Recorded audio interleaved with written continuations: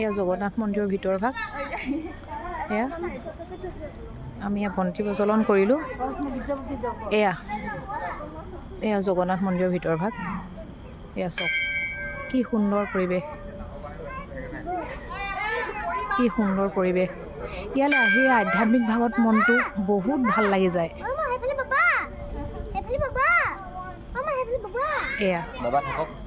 এয়া চাওক,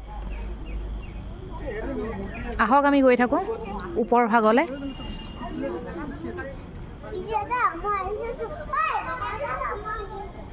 কিমান সুন্দৰ লাগিছে।